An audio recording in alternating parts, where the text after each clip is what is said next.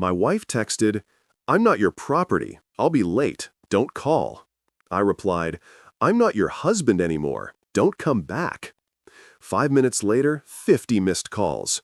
Look, I'm not a jealous man. Never have been, probably never will be. I'm just a guy who appreciates the simple things in life. A cold beer on a hot day, a good football game on Sunday, and most importantly, eating my grilled chicken in peace without having to witness my wife's impromptu audition for every reality TV show that celebrates bad decisions.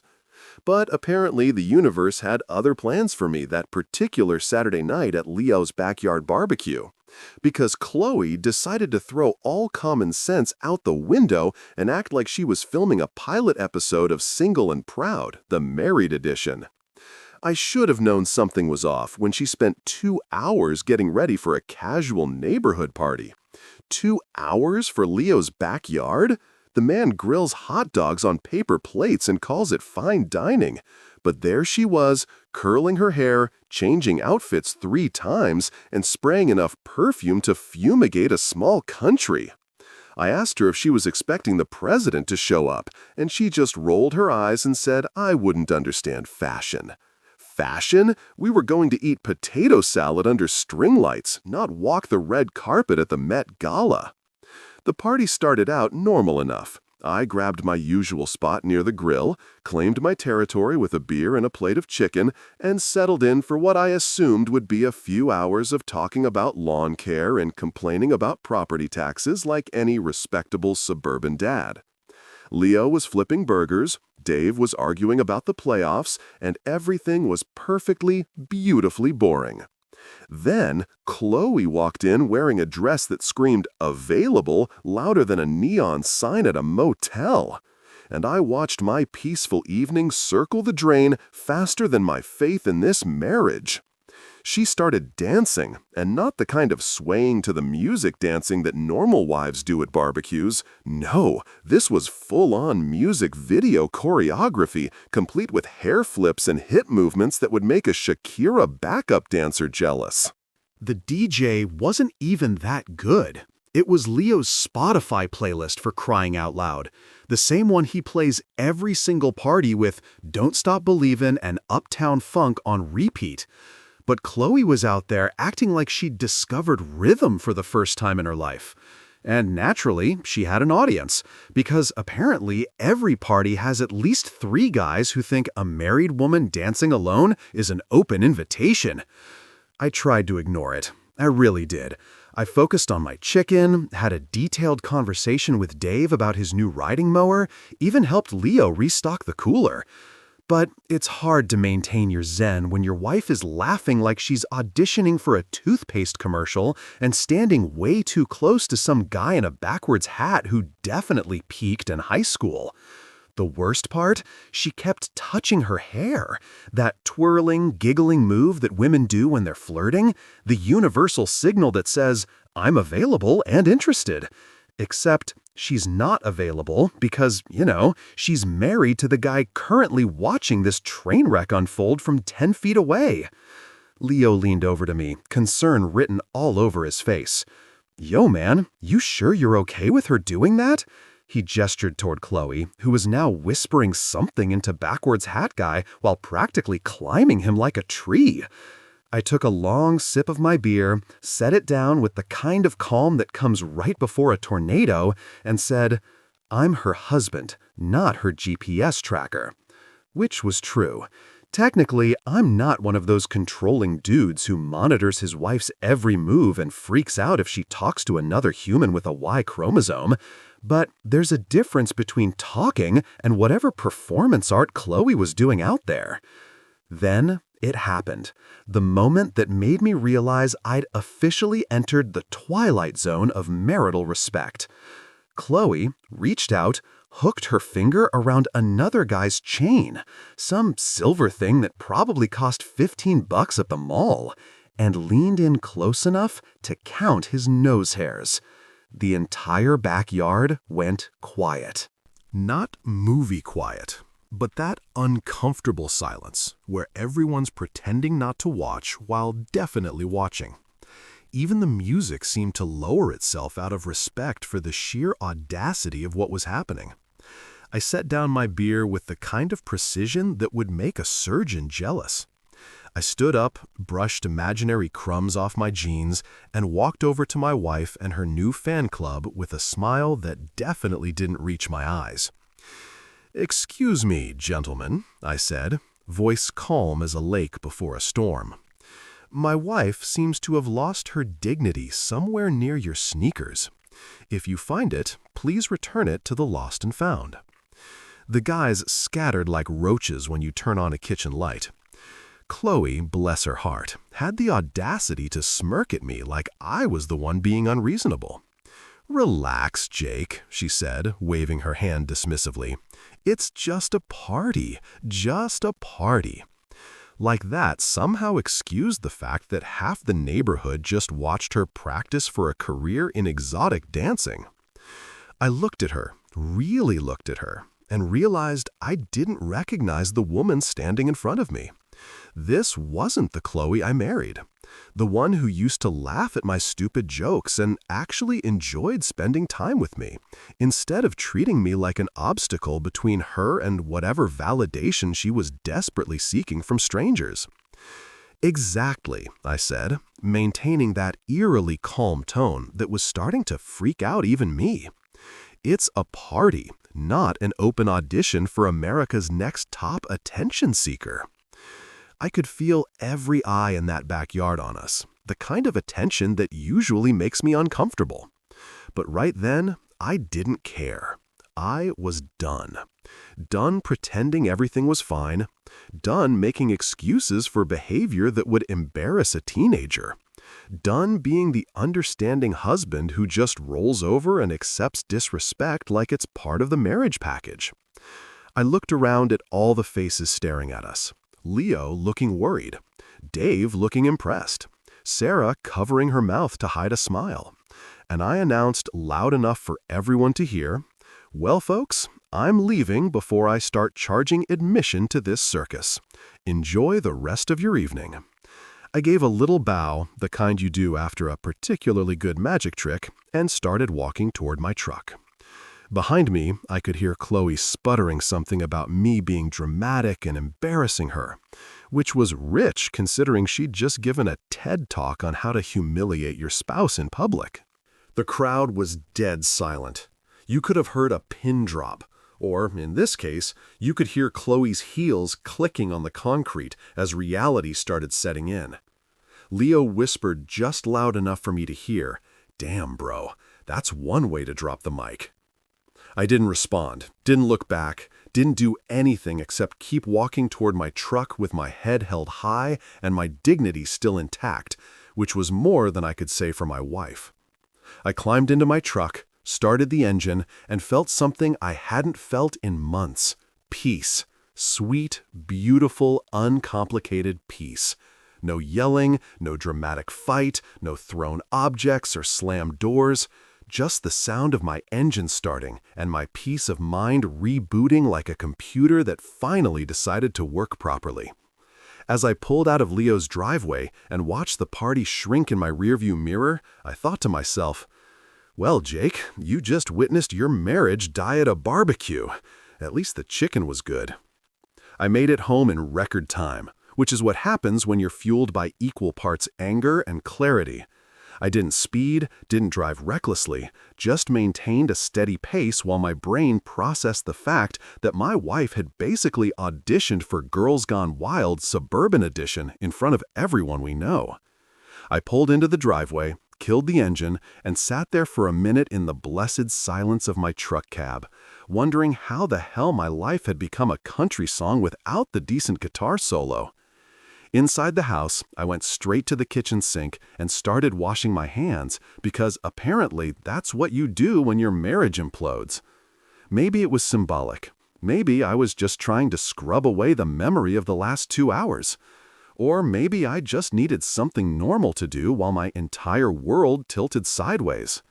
I was drying my hands when I heard her car pull up. 15 minutes. She lasted exactly 15 minutes at that party after I left, before deciding to come home and do damage control. The front door opened, and Chloe walked in, wearing that same dress, but now it looked less like I'm fabulous, and more like I made a terrible mistake and I'm here to negotiate my way out of it. The perfume hit me before she did. She was wearing enough of it to cover a crime scene, which was fitting considering what she'd just done to our marriage. She stood in the doorway, looking at me with those big eyes that usually worked like a reset button on my anger. But tonight, they just looked like a manipulation tactic I'd finally learned to recognize. "I got carried away," she said, her voice doing that soft, apologetic thing that women do when they want you to forget they just committed a social felony. "I just wanted to feel noticed."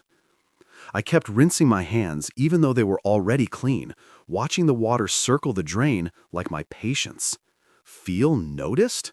Like I was some invisible ghost haunting our marriage instead of the guy who literally noticed everything, including the fact that she'd spent more time flirting with strangers than talking to her actual husband in the last 3 months. I turned off the water and grabbed the towel, taking my time drying each finger like I was performing surgery. "You were noticed," I said, keeping my voice level and calm, which seemed to unnerve her more than if I'd yelled. "The entire zip code noticed. I'm pretty sure someone in the next county noticed. You want attention? Congratulations, you got it. You're probably trending on the neighborhood Facebook group right now." She flinched at that, and I felt a tiny bit of satisfaction that I'm not particularly proud of, but also not ashamed to admit. She sighed. One of those heavy sighs that's supposed to make you feel guilty for being upset about something that's actually upsetting. "It was stupid," she admitted, walking closer and trying to touch my arm, which I subtly avoided by reaching for a glass in the cabinet. "I won't do that again." I filled the glass with water, took a long drink, and looked at her over the rim. "Tell me that tomorrow morning," I said. "Tonight, you're just trying to win customer service points. This is your 'please don't leave a bad review' apology, not your 'I actually understand what I did wrong' apology." Her face did this thing where it cycled through about 5 different emotions in 3 seconds: surprise, anger, hurt, defiance, and finally landed on resigned acceptance. "That's not fair," she said, but her voice lacked conviction because we both knew it was completely fair. Midnight apologies are like those late-night infomercial products. They sound amazing when you're desperate and tired, but by morning, you realize you just bought a piece of junk that doesn't actually work. I headed upstairs to our bedroom, and she followed like a puppy who knows it's in trouble but still wants dinner. I changed into my sleeping clothes, which is just an old t-shirt and gym shorts because I'm not fancy, and climbed into bed. Chloe got ready for bed too, going through her entire nighttime routine like everything was normal, like she hadn't just humiliated both of us in front of our friends.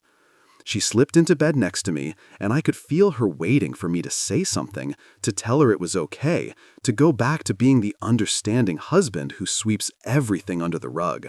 Instead, I stared at the ceiling fan, watching it rotate in the darkness, and thinking about how relationships are kinda like that fan. They just keep spinning in circles, never really getting anywhere, just moving air around and calling it progress. I thought apologies at midnight are like cheap Wi-Fi. They stop working by morning. And I was right, because I could already feel the disconnect happening, that buffer symbol spinning in my brain, telling me this connection was about to drop. Chloe tried to move closer, probably looking for physical reassurance that we were okay, but I stayed exactly where I was, flat on my back like a corpse at a funeral for my marriage. "Jake," she whispered into the darkness. I responded, not giving her anything more because I was fresh out of emotional labor for the day. "Are we okay?" she asked, and I almost laughed because that question was so ridiculous it deserved its own comedy special. "We're existing in the same house," I said. "Whether that qualifies as okay is up for debate." She didn't say anything after that, and eventually I heard her breathing even out into sleep, which was impressive, considering I was pretty sure I'd never sleep again. But somehow I did. And when I woke up the next morning, Chloe was already awake, scrolling through her phone like nothing had happened. That's when I knew for sure the midnight apology had already expired, just like I predicted. I got up, went downstairs, and started making breakfast. Eggs, bacon, toast, the whole domestic dad routine. Chloe came down eventually, still in her pajamas, and sat at the kitchen table watching me cook. "Morning," she said, trying to sound normal. "Morning," I replied, flipping eggs with the precision of a man who's decided to take control of the only things he can control anymore. When breakfast was ready, I sat down across from her and introduced what I was calling the new family policy, which sounds way more official than it actually was, but I needed it to sound official because I was done playing games. "No more couples nights," I announced, cutting into my eggs like I was delivering a corporate presentation. "You do your thing, I'll do mine. Separate spending money. What you earn is yours." What I earn is mine. Courtesy texts by 10 p.m. if you're going to be late. That's it. That's the new system. Chloe's fork stopped halfway to her mouth. "You're punishing me," she said, and there it was, the victim card. Right on schedule. I took a bite of bacon, chewed slowly, and shook my head. "Wrong," I said. "I'm protecting my sanity. There's a difference. Punishment implies I'm trying to make you suffer. I'm just trying to make me suffer less." She set down her fork, her eyes flashing with that anger that comes when someone realizes they can't manipulate their way out of consequences. "You're ridiculous," she said, crossing her arms like a teenager who just got grounded. I smiled, actually smiled, because ridiculous was the best compliment I'd received in months. "Maybe," I agreed, spreading butter on my toast with the care of a man who finally understands his worth. "But at least I'm consistently ridiculous. You know what you're getting with me. I'm reliably ridiculous. Dependably ridiculous.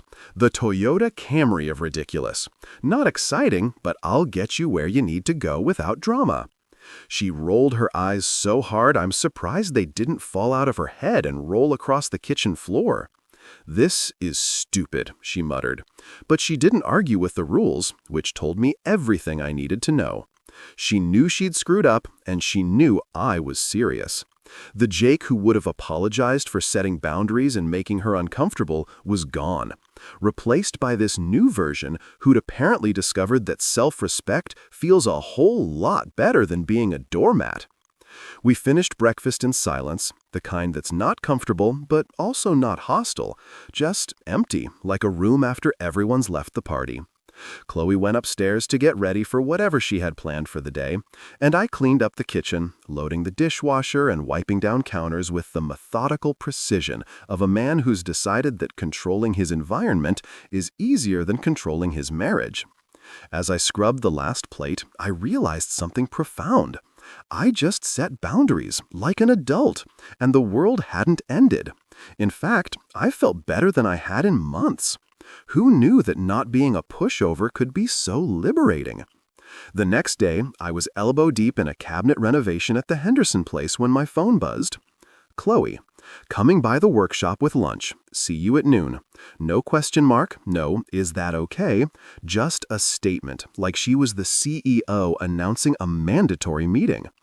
I stared at the text for a second, debating whether to respond with "don't bother" or just let her come and see what happened. I chose option 2 because I was curious what kind of peace offering she'd cooked up this time. Literally. I've been running my own carpentry business for 8 years now, and my workshop is basically my sanctuary. The one place where things make sense because wood doesn't talk back. Measurements don't lie. And if something's broken, you can actually fix it with the right tools. It's a metal building behind our house that I converted into a proper workspace, complete with all my saws, sanders, workbenches, and enough sawdust to make a snowman if snowmen were made of wood particles and broken dreams. Dave, my foreman and the closest thing I have to a workwife, was helping me install crown molding when Chloe's car pulled up at exactly noon. She's always punctual when she wants something, I'll give her that. She walked in wearing jeans and a sweater that screamed, "I'm a casual, down-to-earth wife who definitely didn't humiliate her husband 2 days ago," carrying a brown paper bag that I assumed contained either lunch or a bomb. At that point, either option seemed equally likely. "Turkey and avocado," she announced, holding up the bag like she'd just discovered the cure for cancer. "Your favorite?" She smiled, that smile that used to make my knees weak, but now just made me suspicious, like when a car salesman tells you they're giving you a special deal. I wiped my hands on my work pants, which were already covered in enough sawdust to stuff a pillow, and took the bag from her. I opened it and looked inside. Sure enough, turkey and avocado on whole wheat, cut diagonally because she knows I'm weird about my sandwiches. "You remembered the sandwich?" I said, pulling it out and examining it like a detective looking for evidence, but forgot the respect. Still progress. I took a bite because I'm not an idiot, and free lunch is free lunch, even if it comes with strings attached that could probably tow a car. The sandwich was good, I'll admit it. Perfect ratio of turkey to avocado. Just enough mayo, that fancy bread from the bakery downtown that costs $6 a loaf. She'd put actual effort into this, which meant she was either genuinely sorry or really good at strategic apologizing. Chloe's smile got tighter, the way it does when she's trying not to snap at me. "I'm really trying," she said, leaning against my workbench in a casual pose that looked rehearsed, like she'd practiced it in the mirror before coming over. Dave, bless his nosy soul, was pretending to measure a piece of wood about 10 feet away, but was obviously listening to every word. The man has the hearing of a bat and the gossip instincts of a middle-aged woman at a nail salon. "Good," I said, taking another bite and chewing slowly, making her wait for my response like she'd made me wait for basic decency at that party. Try not to make it a limited time offer, like those deals at furniture stores. This weekend only. The next weekend, it's back to regular prices and regular disrespect. She opened her mouth to respond, probably with something about me being mean or holding grudges, but I cut her off by gesturing to the cabinet I was working on. "This is oak," I said, changing the subject like a politician avoiding a scandal. "Red oak, gorgeous grain pattern, see? Doesn't lie to you, doesn't pretend to be something it's not. Just solid, reliable wood." Chloe blinked at me, clearly confused about whether I was talking about lumber or making some metaphor about our marriage. Honestly, I wasn't sure either, but it felt profound in the moment. She shifted her weight from one foot to the other, that telltale sign that she was getting uncomfortable and probably regretting this little field trip to my workspace. "So, are we okay?" she asked, dropping the casual act and getting straight to the point, which I appreciated even if I didn't like the question. "Define okay," I replied, setting down my sandwich and picking up a piece of sandpaper. "If you mean, are we still married, then yes. If you mean, have I forgotten you treated our marriage like an open mic night at a comedy club, then no." I started sanding the edge of a cabinet door, focusing on the smooth, repetitive motion, because it was easier than focusing on her face. We're in this weird middle ground where you're trying to fix things by bringing me lunch, and I'm trying to figure out if lunch is enough to fix things. Spoiler alert, it's not. She sighed, one of those long, suffering sighs that's supposed to make me feel like I'm being unreasonable, but I was immune to that particular tactic now. "How long are you going to punish me for one mistake?" she asked. And there it was again, the word punish, like I was some villain in her story, instead of the guy who'd been disrespected and was simply setting boundaries. "I'm not punishing you," I said, keeping my voice even and calm, which I'd learned was way more effective than yelling. "I'm just not rewarding bad behavior with instant forgiveness. There's a difference." Dave coughed, or maybe he was choking on suppressed laughter, I couldn't tell. Chloe shot him a look that could have stripped paint, then turned back to me. "Fine," she said, and I could hear the frustration creeping into her voice like water through a cracked foundation. "What do you want from me, Jake? A written apology? Public groveling? Should I take out a billboard on the highway?" I stopped sanding and looked at her, really looked at her, and realized she genuinely didn't get it. She thought this was about grand gestures and dramatic displays, when really, it was about simple, consistent respect. I want you to act like you're married, I said simply. Not sometimes, not when it's convenient, not just when you bring me a sandwich. All the time. That's it. That's the whole requirement. I picked up my sandwich and took another bite, signaling that this conversation was pretty much over as far as I was concerned. Chloe stood there for another minute, probably trying to figure out if she should say something else or just cut her losses and retreat. "Okay," she finally said, her voice smaller than when she'd arrived. "I can do that." I nodded, not because I believed her, but because I was willing to see if she actually meant it this time. She lingered for a few more seconds, probably hoping I'd give her a hug or some sign that we were back to normal. But I just kept eating my sandwich and looking at my work. Eventually she got the hint and headed back to her car, her heels clicking on the concrete floor of my workshop like a countdown timer on our marriage. As soon as she was gone, Dave walked over and leaned against the workbench, grinning like he'd just watched the best episode of reality TV ever made. "You two back together?" he asked, even though he'd obviously heard the entire conversation. I finished my sandwich, wadded up the paper bag, and tossed it into the trash can across the room. Made it in one shot, which felt like a small victory in a day that needed victories. "We're in beta testing," I replied, picking up my tools and getting back to work. "Expect bugs." Dave laughed so hard he nearly dropped his tape measure, and I couldn't help but smile a little myself. At least someone appreciated my pain. The rest of the day passed in comfortable silence. Just me and Dave working on cabinets and occasionally discussing whether the Henderson family would actually like the finish we'd chosen or if they'd change their minds for the 15th time. By the time Chloe left, I already knew this wasn't a peace offering. This was PR damage control. She wasn't sorry about what she'd done. She was sorry about the consequences of what she'd done. There's a massive difference between those two things, and I'd finally gotten smart enough to recognize it. A turkey and avocado sandwich, no matter how perfect, doesn't fix broken trust. It just proves you know someone's lunch order, which is the bare minimum of paying attention in a marriage. I spent the rest of the afternoon thinking about structure. Not just the physical structure of the cabinets I was building, but the structure of boundaries and expectations. Wood needs structure to be useful. Without proper joinery and support, even the most beautiful wood is just kindling waiting to happen. Same with marriages. Apparently, you need structure. You need boundaries. You need rules that both people actually follow, instead of just nodding at and then ignoring when it's convenient. As I locked up the workshop that evening, covered in sawdust and satisfaction from a productive day, I realized something important. I'd rather be alone and at peace than married and miserable.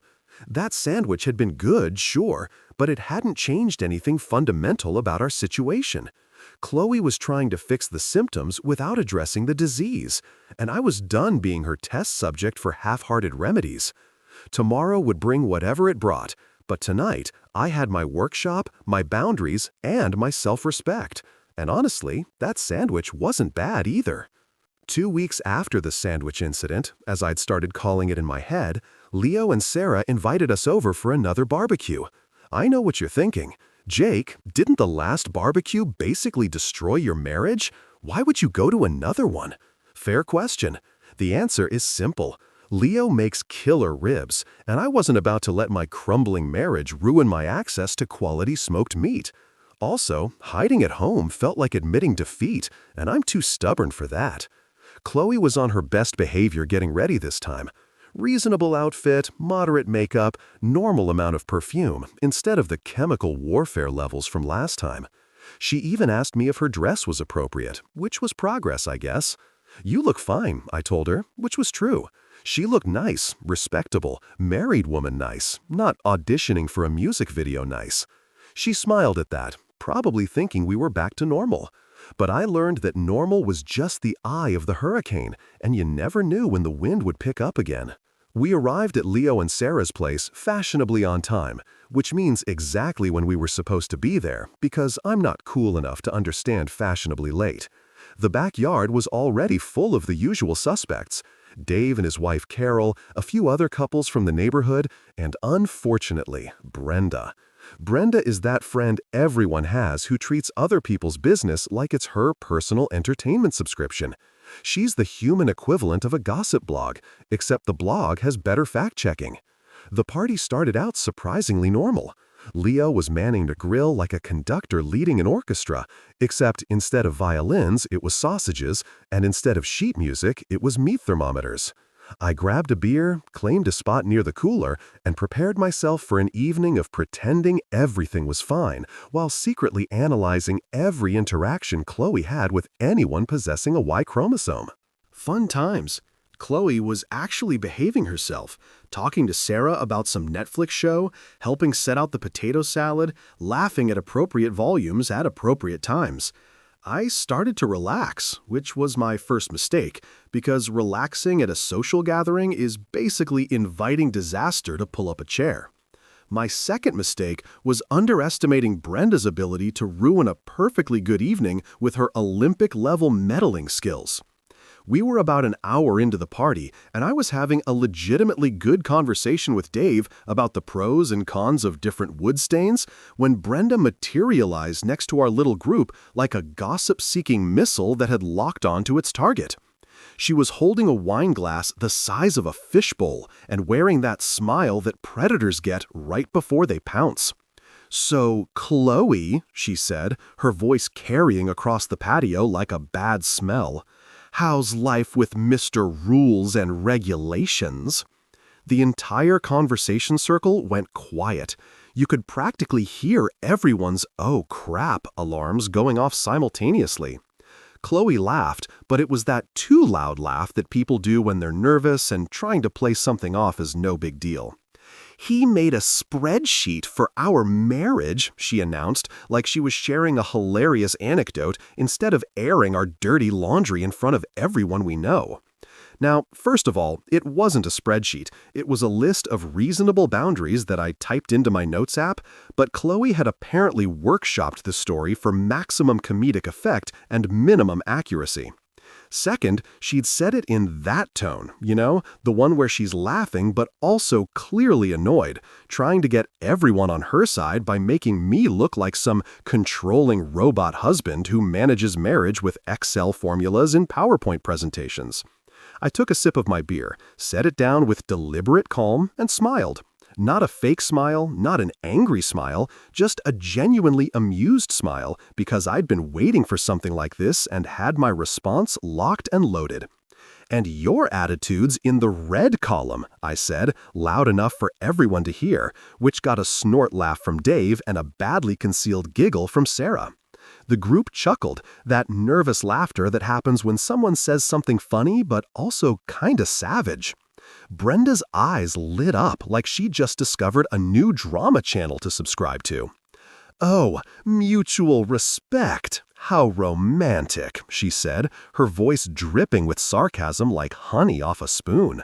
Except honey is sweet, and Brenda's sarcasm was pure vinegar. I turned to face her directly, still smiling, that calm smile that I'd perfected over the last few weeks. "It's cheaper than therapy, Brenda," I said, taking another sip of my beer. "You should try it. I hear your husband's been spending a lot of time at the office lately. Evening meetings, right? Very dedicated." The smile on her face froze like a computer that just realized it caught a virus. Dave choked on his beer. Someone muttered, "Oh, damn," under their breath. Chloe grabbed my arm, her fingers digging in hard enough to leave marks. She leaned in close and whispered through clenched teeth, "That was rude." I didn't whisper back. I used my normal speaking voice because at this point, privacy was a luxury we'd given up when she decided to share our business with everyone. "Public jokes get public answers," I said, turning to look at her directly. "Company policy. You want to roast me in front of our friends? That's fine, but don't act surprised when I defend myself. I'm not a punching bag with legs." I picked up my plate and took a bite of coleslaw, chewing slowly while everyone processed what had just happened. The thing about standing up for yourself is that people aren't used to it. They're used to watching one person get dumped on while the other person smiles and takes it. And when you break that script, everyone gets uncomfortable. But you know what? Their comfort wasn't my responsibility anymore.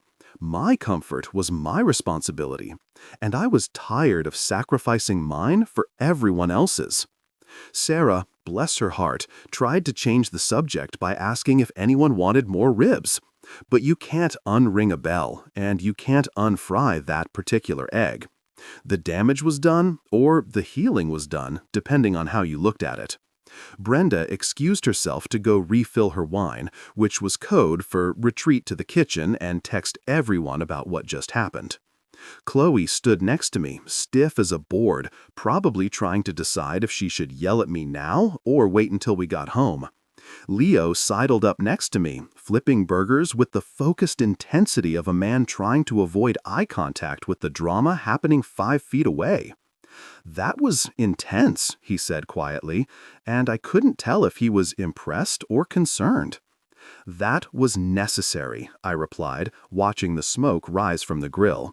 "I'm done being the punchline of my own marriage." Dave walked over, grinning like he'd just watched the Super Bowl and his team won. "Dude, I didn't know you had that in you," he said. "The old Jake would have just laughed along and felt like crap about it later." He wasn't wrong. The old Jake was a people pleaser who'd rather swallow glass than make anyone uncomfortable, even at his own expense. But the old Jake also got walked on like a doormat at a muddy boot store. So clearly that strategy needed updating.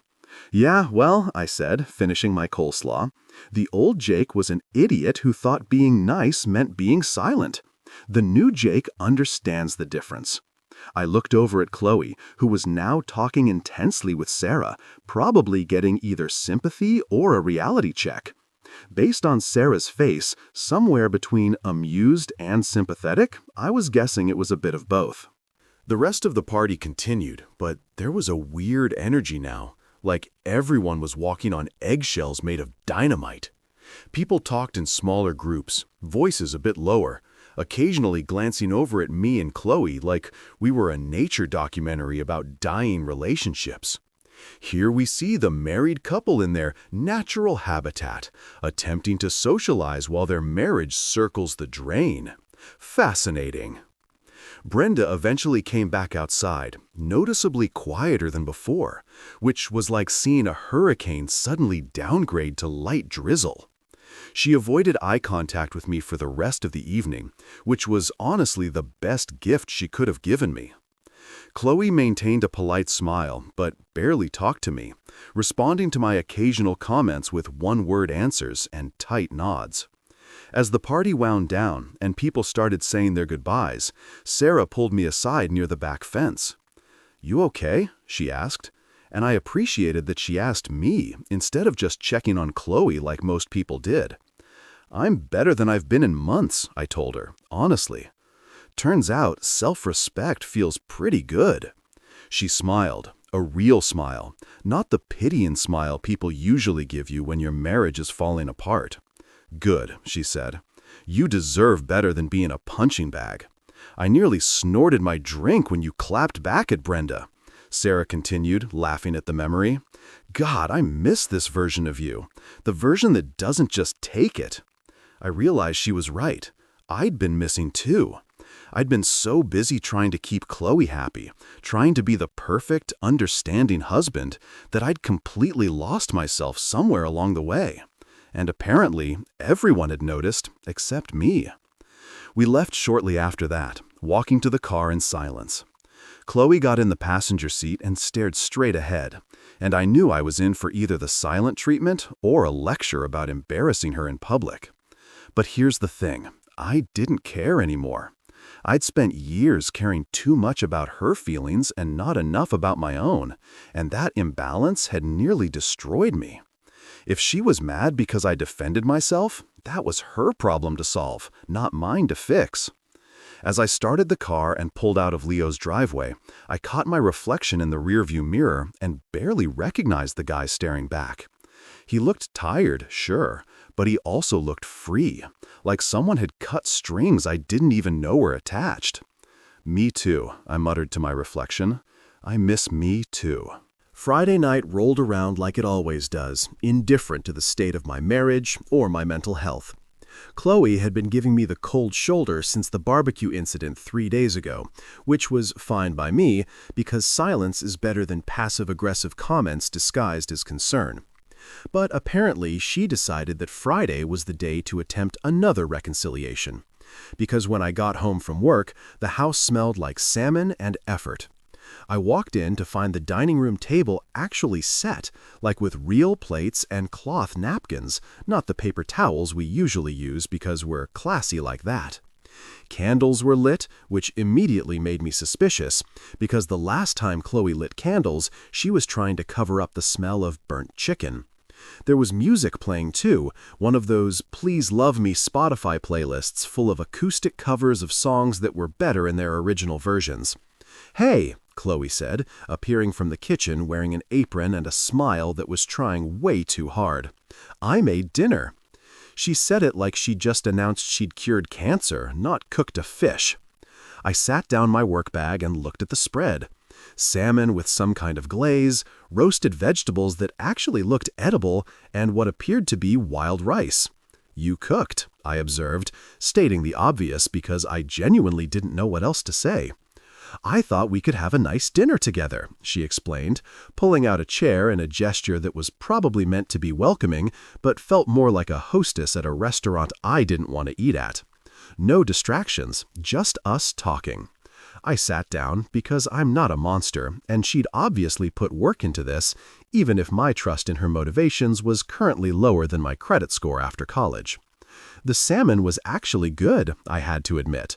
Perfectly cooked, not dry or fishy, with some kind of honey soy glaze that must have come from a real recipe and not just improvisation. The vegetables were roasted properly, not mushy or burnt.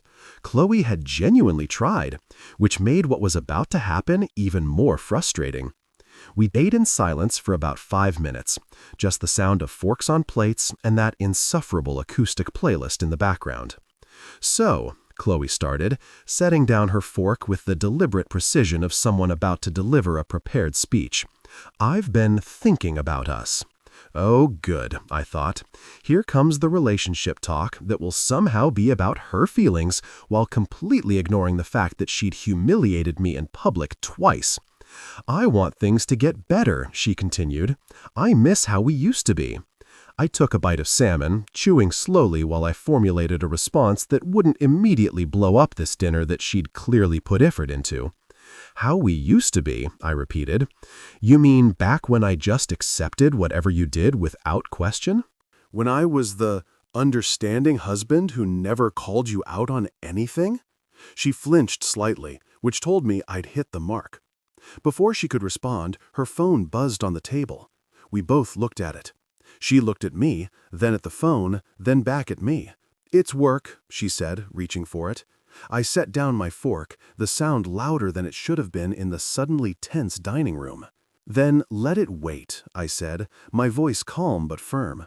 "The world can survive without your emoji approval for 1 hour. It's dinner. The dinner you cooked specifically so we could talk without distractions, remember?" She hesitated, her hand hovering over the phone like it was some kind of religious artifact she couldn't abandon. "It might be important," she said, which is what people always say when they want to justify prioritizing literally anything over the person sitting right in front of them. "More important than this conversation you wanted to have?" I asked. "More important than the dinner you spent time making? Because if it is, go ahead and answer it. But don't pretend this dinner was about us reconnecting when you can't even ignore your phone for 60 minutes. Chloe picked up the phone. Of course she did. She stood up from the table, mumbled, "I'll just be a minute," and walked into the kitchen. I sat there, fork in hand, staring at my plate and wondering why I was even surprised. This was Chloe's pattern. Grand gestures followed by immediate proof that the gestures were meaningless. It was like watching someone build a sandcastle and then immediately kick it over themselves.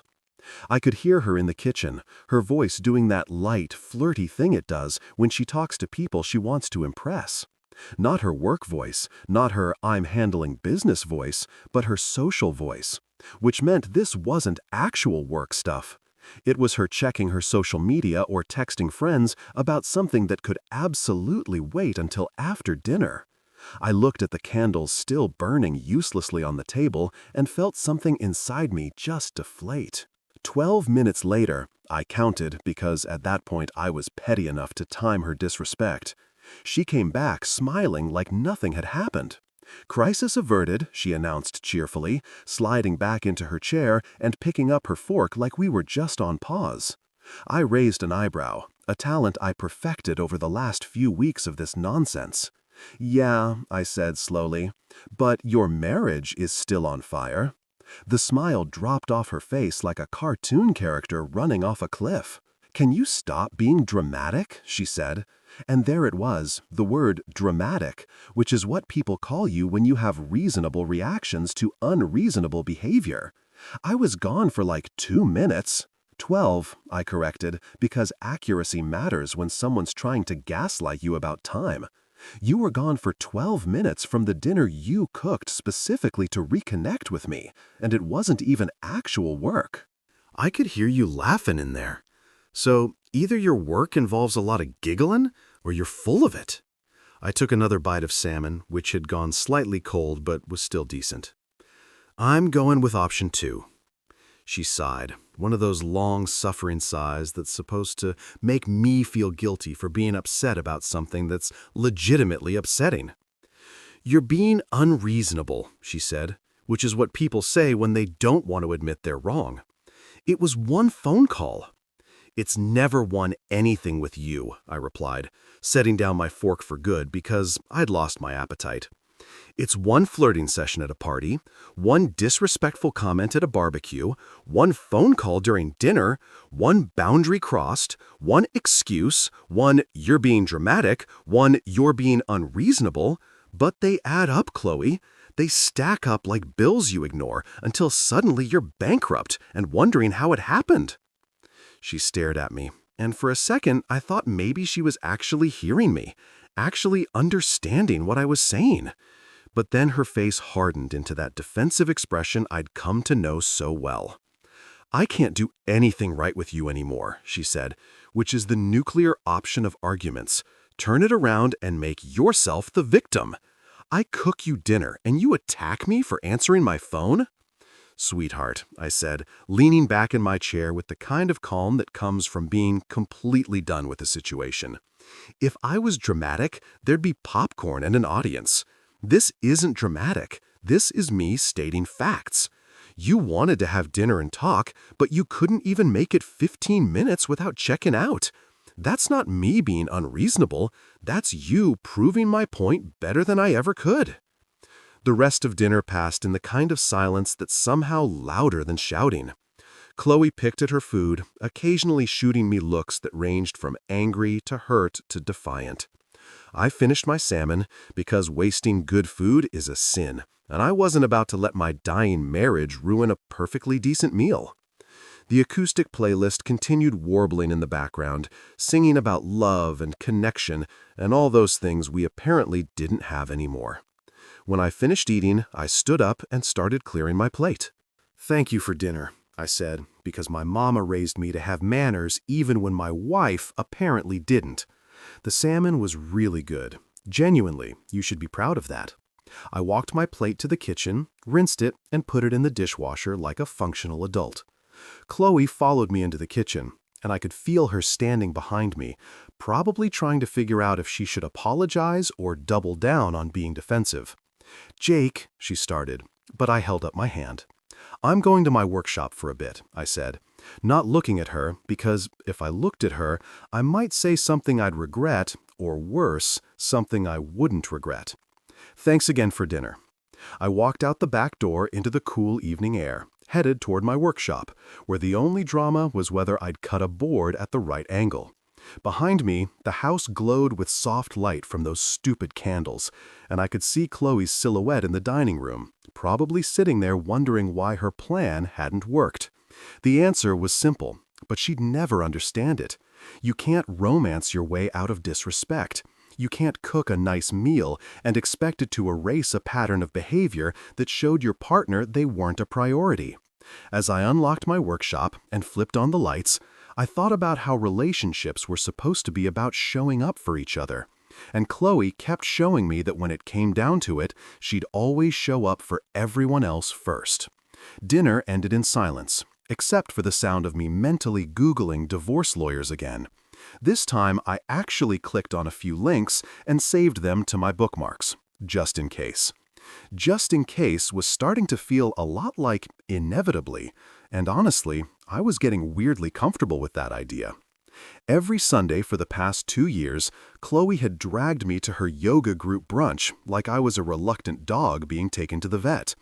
The group consisted of 5 women who'd met at some hot yoga class and bonded over their shared love of overpriced activewear and speaking exclusively in wellness buzzwords. They met at this cafe downtown that charged $14 for avocado toast and called it artisanal, which is apparently code for, "We're going to rob you, but make it sound fancy." The brunches were exactly what you'd expect. A bunch of people sitting around talking about their chakras, discussing whether they should do a juice cleanse or a raw food cleanse, debating the merits of different meditation apps, and generally treating normal human activities like they were achieving enlightenment. Last time, I'd sat through a 20-minute conversation about whether almond milk or oat milk had better energy, and I'd seriously considered faking my own death just to get out of future brunches. Chloe loved these brunches, loved them. She'd spend the entire week leading up to Sunday talking about who would be there and what they'd discuss like it was some kind of exclusive summit meeting instead of 5 suburban moms eating overpriced eggs and pretending their lives were Instagram-worthy. And every Sunday she'd insist I come along because it's good for us to have couple friends and you need to be more social. Never mind the fact that I had plenty of friends who could discuss normal topics like sports and tools without bringing up their auras. This particular Sunday morning, I woke up and had what alcoholics probably call a moment of clarity. Except, instead of realizing I had a drinking problem, I realized I had a doing things I hate to keep Chloe problem. I rolled over in bed, looked at the ceiling, and thought, I'm a grown man. I pay taxes. I own power tools. Why am I spending my Sundays pretending to care about kombucha? Chloe was already in the bathroom, doing her pre-brunch routine, which involved approximately 47 beauty products and took longer than most surgical procedures. I grabbed my phone and opened the group chat. Yes, there was a group chat for this brunch-roo because apparently we couldn't just show up without coordinating our arrival like we were planning a military operation. I typed out a message, taking a break from forced enlightenment. Then I hit send before I could second-guess myself, which is the key to any good act of rebellion. Commit before your brain catches up and tries to talk you out of it. I heard Chloe's phone buzz in the bathroom, followed by a pause in whatever she was doing, then the sound of rapid typing. My phone immediately lit up with responses. Everything okay? From Melissa, who was nice enough but thought essential oils could cure everything from headaches to bad marriages. We'll miss you, from Rachel, the group's unofficial cheerleader, who ended every sentence with an exclamation point, like she was perpetually surprised by her own thoughts. Hope you feel better soon, from Amanda, who somehow always missed the point of everything. Then Chloe emerged from the bathroom, phone in hand, face somewhere between confused and furious. "What is this?" she asked, holding up her phone like it was evidence in a trial. "It's a text message," I said calmly, staying in bed because I'd learned that remaining physically relaxed during tense conversations helped me stay mentally relaxed. "I'm taking a break from the brunch thing." "You're what?" Her voice went up an octave, which meant we were entering the danger zone of this conversation. "Jake, we go every Sunday. It's our thing." I sat up in bed, taking my time adjusting my pillow behind me because rushing during an argument just gives the other person more ammunition. Actually, it's your thing, I corrected. I've been attending under duress for 2 years while everyone talks about their spiritual journeys, and I sit there wondering if beer at noon would be inappropriate? Chloe's face cycled through several emotions: surprise, hurt, anger, and finally landing on what I called her "you're being unreasonable" expression. "You're dismantling our life," she said, which was incredibly dramatic, considering we were talking about missing one brunch, not burning down our house. First couples nights, now this. What's next? You're going to stop coming to my work events? Probably, I said, honestly, because I was done pretending. Your work events where I stand around holding your purse while you network and I make small talk with people who think I'm your assistant? Yeah, those might be on the chopping block too. I got out of bed and stretched, feeling vertebrae pop in a way that was deeply satisfying. No, I continued, walking toward the bathroom to brush my teeth. I'm not dismantling our life. I'm rebuilding my peace. You can visit during office hours. She followed me into the bathroom, which is a violation of international treaty laws, in my opinion, but marriage apparently means no room is sacred. "This is ridiculous," she said, watching me brush my teeth in the mirror like she was hoping I'd choke on toothpaste and change my mind. "You're being selfish." I rinsed my mouth, dried my face, and turned to look at her directly. "Selfish is expecting your husband to spend every Sunday listening to 5 women talk about their moon cycles and pretending it's enriching," I said. "What I'm doing is called self-preservation." Chloe stared at me for a long moment, and I could see her trying to figure out which angle to take: anger, guilt-tripping, or logical argument. She went with option 2. "I just wanted us to have community," she said, her voice getting softer in that way that's supposed to make me feel like a monster. "I wanted us to have friends we could share experiences with." "We have friends," I pointed out, walking past her back into the bedroom to get dressed. "Leo and Sarah, Dave and Carol, actual normal people who can have conversations without mentioning their wellness journey every 5 minutes, but you don't like hanging out with them anymore because they're not trendy enough or woke enough or whatever enough." I pulled on jeans and a t-shirt, the universal uniform of a man who's done playing dress-up for brunch. She stood in the doorway, arms crossed, looking like I just told her I was joining a cult instead of just skipping one brunch. "So, you're just going to stay home?" she asked. "What am I supposed to tell everyone?" I grabbed my phone and my wallet, heading downstairs because this conversation was over as far as I was concerned. "Tell them I'm sick," I called back. "Tell them I died. Tell them I've been raptured. I don't care. Just don't tell them the truth, which is that their brunches are the conversational equivalent of watching paint dry while someone explains the paint's emotional journey." I made myself coffee and some actual breakfast. Eggs, bacon, toast, the works, while Chloe got ready upstairs. She came down eventually, dressed in her yoga brunch outfit, which cost more than my entire workshop's electrical bill, and stood in the kitchen, giving me one last chance to cave. "You're really not coming," she said. And it wasn't a question, more like a confirmation of my betrayal. "I'm really not coming," I agreed, flipping bacon with the satisfaction of a man who's finally standing his ground. She left without saying goodbye, the door closing with just enough force to show she was mad, but not enough to technically count as slamming it. I watched through the window as she backed out of the driveway, probably already texting the group to explain my absence with whatever story would make her look least responsible for having a husband who'd finally found his spine. The house was quiet, beautifully, perfectly quiet. No rushing around, no stressing about being late, no mentally preparing myself for 3 hours of forced smiles and nods while people discussed their spiritual awakening over $12 lattes. I ate my breakfast slowly, actually tasting the food instead of just shoveling it in so we could get out the door.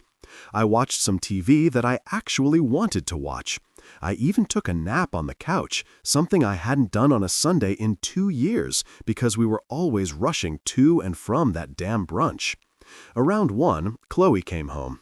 I heard her car pull up, heard her heels on the walkway, heard the door open. I stayed on the couch, remote in hand, watching a documentary about World War II, because educational programming is acceptable day drinking content. She walked into the living room and just stood there, looking at me like I was a puzzle she couldn't solve. "How was brunch?" I asked pleasantly, because I wasn't mad at her for going. I was just relieved I hadn't gone with her. She set down her purse, kicked off her shoes, and sat in the chair across from me. "It was fine," she said, which in Chloe speak meant it had been either amazing or terrible, and she wasn't ready to tell me which yet. "Everyone asked about you." "I'm sure they did," I replied, watching a tank roll across the screen. "What did you tell them?" She sighed, and I recognized it as her "I'm about to be honest, but I don't want to be" sigh. "I told them you weren't feeling well," she admitted. "But then Melissa said she could bring over some essential oils that would help. And Rachel offered to do a healing meditation over FaceTime, and I realized you were right about literally everything." I looked away from the TV to see if she was serious. She was smiling a little, the kind of smile that happens when you finally admit something you've been denying.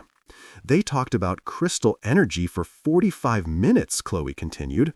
"And I sat there thinking about how you must have felt listening to this stuff every single week. And I felt bad. Actually bad. Not just saying it to make you feel better. Bad." "Huh," I said, because I genuinely didn't know how to respond to Chloe actually acknowledging something from my perspective. "That's growth." She laughed, a real laugh, and came over to sit on the couch next to me. "I'm not bored with you, Jake," she said quietly. "I'm bored with us, with what we've become, with the routine and the going through the motions." I thought about that for a second, watching black and white footage of soldiers marching across a European landscape. "Same energy, just different fonts," I said, which made her smile, despite the serious conversation we were having. "I'm trying to fix things," she said. And for the first time in weeks, I actually believed she meant it. "Then start with silence," I replied, getting up from the couch and heading to my workshop. "Sometimes, the best thing you can do for something broken is give it space to figure out what it actually needs." I grabbed my jacket from the hook by the back door and turned to look at her. "I'm not trying to punish you or make your life hard. I'm just trying to remember who I was before I became the guy who goes to wellness brunches." She nodded, staying on the couch, and I walked out to my workshop, feeling lighter than I had in months. The rest of Sunday passed peacefully. I worked on a bookshelf project, listened to classic rock at a volume that would have annoyed Chloe if she'd been out there, and generally enjoyed the simple pleasure of doing exactly what I wanted, without having to justify or explain it to anyone. Later that evening, after I'd come back inside and cleaned up, Chloe made pasta for dinner. We ate together, and this time when her phone buzzed, she ignored it. We didn't talk much, but it was comfortable silence instead of tense silence, which felt like progress. Small progress, baby steps progress, but progress nonetheless. As I went to bed that night, I thought about how sometimes the most rebellious thing you can do is simply stop doing things that make you miserable. Revolutionary. Tuesday started out deceptively normal, which should have been my first clue that the universe was about to drop-kick my life into chaos. I had a client meeting that ran late. Mrs. Chen wanted to discuss changing her kitchen cabinets for the third time, which meant I was stuck looking at paint samples and nodding while she debated between Whisper White and Cotton Ball, which looked exactly the same to my untrained eye, but apparently had vastly different energy. By the time I wrapped up and loaded my tools back into the truck, it was already past 9. I pulled out my phone and did what I'd been doing for weeks now. Sent Chloe a courtesy text. Running late, home by 10. Simple, straightforward, exactly what we'd agreed on in our new boundary system.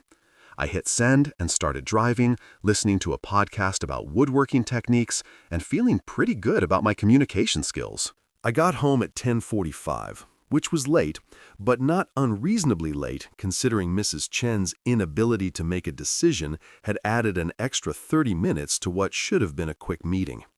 The house was dark when I pulled up, which was weird because Chloe usually left at least the porch light on.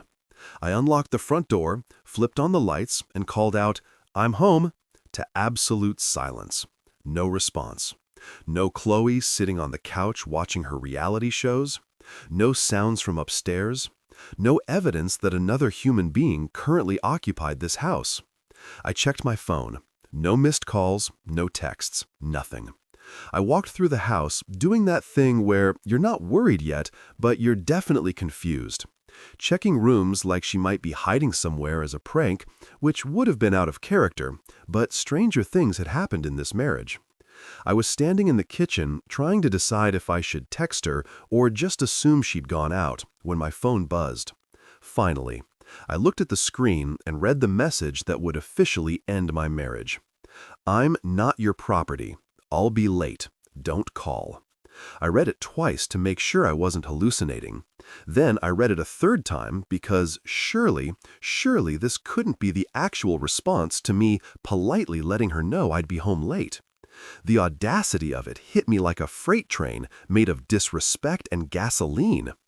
"I'm not your property," like I was some controlling psycho instead of a guy who'd literally just done exactly what we'd agreed to do, sent a courtesy text. I stood there in my kitchen, still holding my work bag, covered in sawdust from Mrs. Chen's cabinet consultation, and felt something inside me just click. Not snap. That would imply emotion, drama, anger. This was more mechanical, like a lock engaging or a circuit completing. I was done. Not angry done, or sad done, or even frustrated done. Just done. Finished. Complete. End of season. No renewal. Series canceled. I blinked once, sat down my work bag with careful precision, opened my messages with the calm of a man who'd finally found absolute clarity, and typed, "I'm not your husband anymore. Don't come back." I hit send with the same energy I'd used to confirm a dentist appointment. No drama, no second guessing, just a simple statement of fact.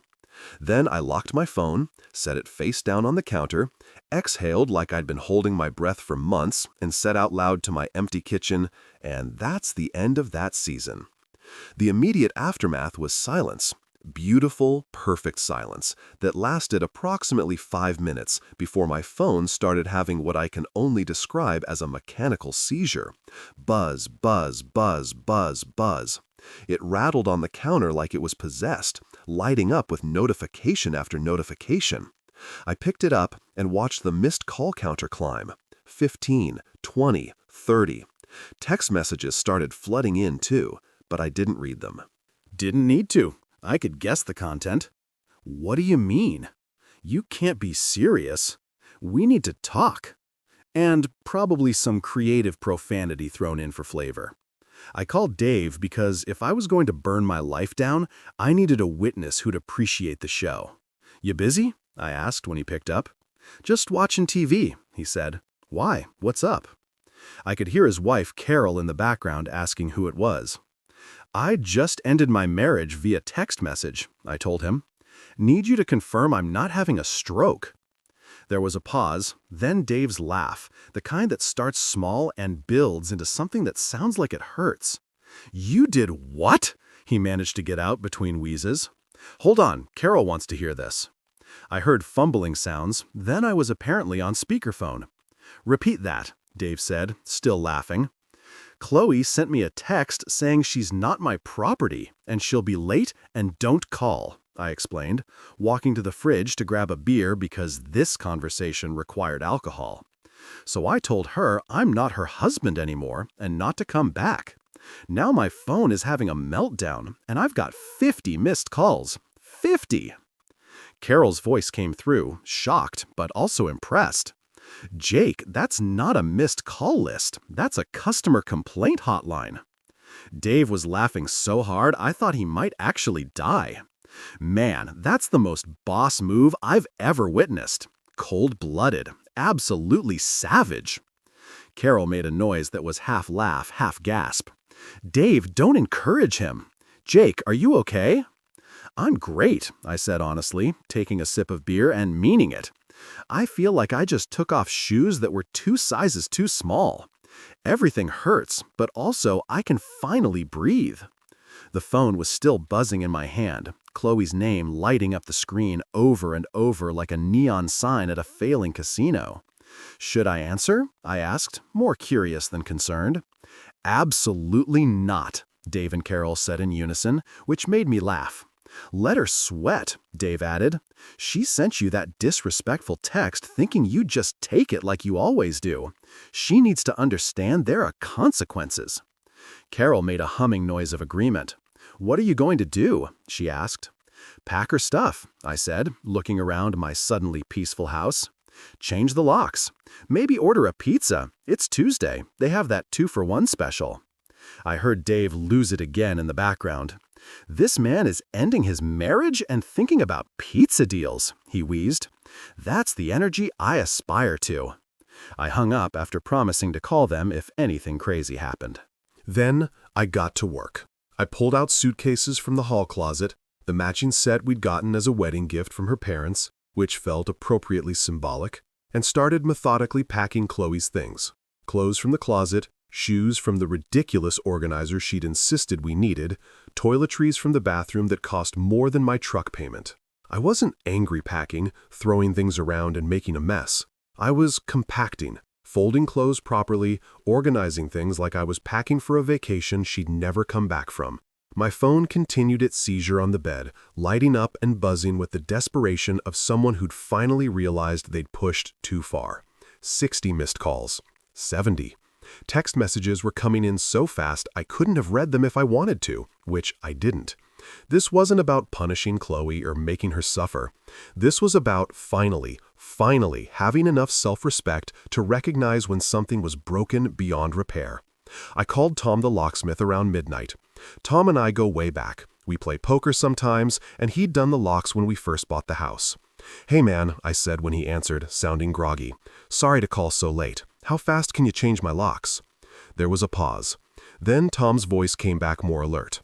"Marriage trouble?" he asked, because Tom's not stupid. "Marriage over," I corrected. "Need to make my door Chloe-proof." Tom laughed that knowing laugh of a man who'd probably gotten similar calls before. "The brand new limited edition Freedom model," he joked. "Exactly," I confirmed. "How soon can you get here?" He said he could come first thing in the morning, which worked because I doubted Chloe would come home tonight anyway. She'd probably crash with one of her yoga friends and complain about her unreasonable husband who dared to have boundaries. I finished packing by 1 a.m., leaving suitcases neatly lined up by the front door like soldiers awaiting deployment. 4 suitcases that contained 2 years of living together and 10 years of marriage. It seemed both too much and not enough. I took a shower, washing off the sawdust and the remnants of my old life, and climbed into bed in the master bedroom that was now just mine. The phone had finally stopped buzzing, around call number 87. I looked at it one last time before setting it on the nightstand. The screen showed a final text from Chloe. "Jake, please, we need to talk." No punctuation, probably typed while crying or angry or both. I didn't respond. There was nothing left to say that hadn't been said in my one perfect text message. As I turned off the light and settled into bed, I felt something I hadn't felt in years. Peace. Not happiness exactly, not that rush of excitement or joy, but deep, genuine peace.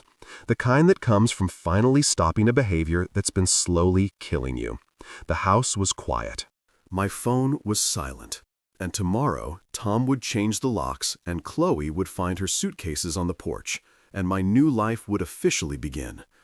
I smiled in the darkness, thinking about Dave's reaction and Carol's shocked laugh, and the sheer absurdity of ending a marriage with 18 words. Somewhere across town, Chloe was probably telling her friends about her horrible husband who'd kicked her out over nothing. But here in my bed, in my house, in my peace, I knew the truth. This wasn't about nothing. This was about everything, and I'd finally done something about it. "Alexa," I said to the smart speaker on the nightstand, "play Single Ladies." Beyoncé's voice filled the bedroom, and I laughed. Actually laughed for the first time in months. Tomorrow would bring drama and phone calls and probably some crying. But tonight I was free. And that feeling was worth every missed call, every angry text, and every judgmental look I'd get from people who thought I should have tried harder. I tried plenty. Now I was trying something new, choosing myself. I was in that perfect state between awake and asleep, where your brain is finally shutting down after processing the fact that you just nuked your marriage from orbit, when I heard it. The unmistakable sound of someone trying to use a key that no longer worked. Rattle, rattle, jiggle, rattle.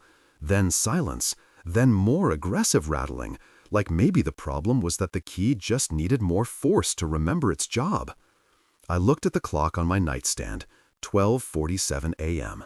So, Chloe had decided to come home after all, probably after exhausting her friend's patience with her version of events where I was the villain and she was the victim of unreasonable expectations, like basic respect. I lay there for a second debating whether to get up or just let her figure it out on her own. The rattling continued, now accompanied by the sound of someone trying to force a lock that had been changed approximately 6 hours ago by Tom, who'd showed up at 7 a.m. with coffee and a knowing smile. Then came the knocking. Not polite knocking, not, "Excuse me, I think there's been a misunderstanding" knocking, but full-on, "I'm about to break down this door" pounding that probably woke up the neighbors. "Jake!" Chloe's voice came through the door loud enough to qualify as a public disturbance. "My key's not working." Like this was some kind of technical malfunction instead of a deliberate choice. I sighed, threw back the covers, and padded downstairs in my pajama pants and t-shirt. Through the front door's window, I could see Chloe standing on the porch in the same clothes she'd been wearing yesterday, her hair doing that thing where it's both messy and somehow still deliberately styled. She saw me approaching, and her face lit up with relief that immediately died when I opened the door with the security chain still attached. My phone was silent, and tomorrow Tom would change the locks and Chloe would find her suitcases on the porch, and my new life would officially begin. I smiled in the darkness, thinking about Dave's reaction and Carol's shocked laugh and the sheer absurdity of ending a marriage with 18 words. Somewhere across town, Chloe was probably telling her friends about her horrible husband who'd kicked her out over nothing. But here in my bed, in my house, in my peace, I knew the truth. This wasn't about nothing. This was about everything, and I'd finally done something about it. "Alexa," I said to the smart speaker on the nightstand, "play Single Ladies." Beyoncé's voice filled the bedroom, and I laughed. Actually laughed for the first time in months. Tomorrow would bring drama and phone calls and probably some crying. But tonight I was free. And that feeling was worth every missed call, every angry text, and every judgmental look I'd get from people who thought I should have tried harder. I tried plenty. Now I was trying something new, choosing myself. I was in that perfect state between awake and asleep, where your brain is finally shutting down after processing the fact that you just nuked your marriage from orbit, when I heard it. The unmistakable sound of someone trying to use a key that no longer worked. Rattle, rattle, jiggle, rattle, then silence, then more aggressive rattling, like maybe the problem was that the key just needed more force to remember its job.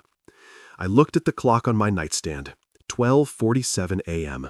So Chloe had decided to come home after all, probably after exhausting her friend's patience with her version of events where I was the villain and she was the victim of unreasonable expectations like basic respect. I lay there for a second debating whether to get up or just let her figure it out on her own. The rattling continued, now accompanied by the sound of someone trying to force a lock that had been changed approximately 6 hours ago by Tom, who'd shown up at 7 a.m. with coffee and a knowing smile. Then came the knocking. Not polite knocking. Not, "Excuse me, I think there's been a misunderstanding" knocking, but full-on, "I'm about to break down this door" pounding that probably woke up the neighbors. "Jake!" Chloe's voice came through the door loud enough to qualify as a public disturbance. "My key's not working." Like this was some kind of technical malfunction instead of a deliberate choice. I sighed, threw back the covers, and padded downstairs in my pajama pants and t-shirt.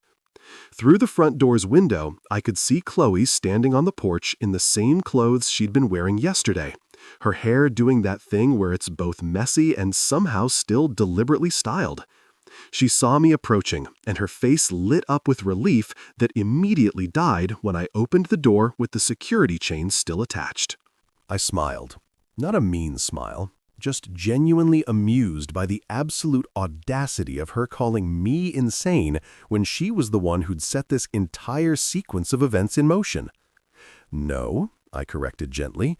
Insane would be continuing to accept disrespect because I'm afraid of being alone. This is sanity. This is self-preservation. This is me finally understanding that I deserve better than a wife who treats courtesy as an insult. A light came on in the neighbor's house, Mr. Peterson's place. Great. Now we'd have witnesses to this circus.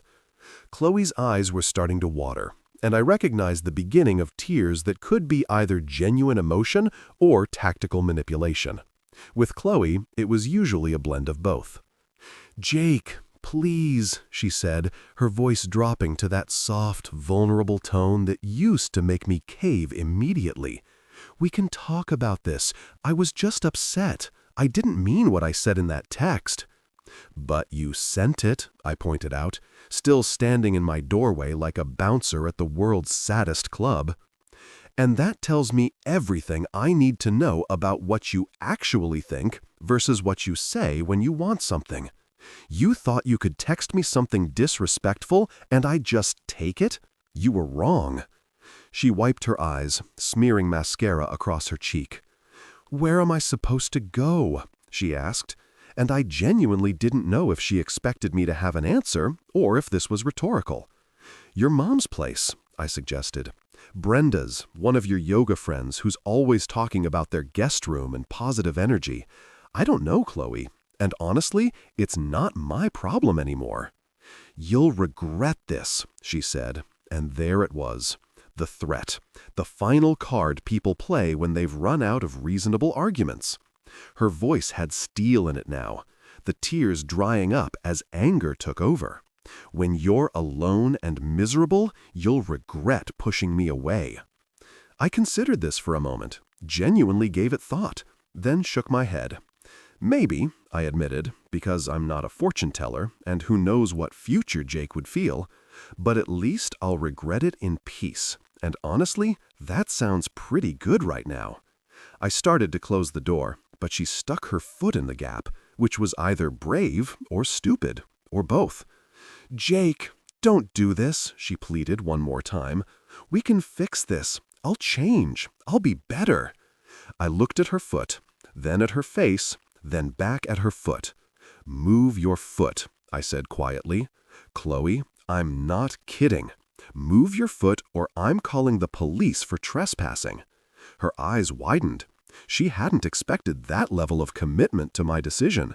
She pulled her foot back slowly, still staring at me like she was waiting for me to crack, to break, to turn back into the pushover Jake who'd tolerated this nonsense for years. "Goodbye, Chloe," I said, and closed the door. I turned the deadbolt with a satisfying click that sounded like freedom, then stood there listening to her on the other side. I heard a sob, then what might have been a kick to one of the suitcases, then the sound of her dragging luggage down the porch steps. Each thump of a suitcase on a step was like a countdown to my new life. I walked to the living room window and watched her load the suitcases into her car, a process made difficult by the fact that she was crying and angry and had apparently never realized how heavy 4 suitcases actually are.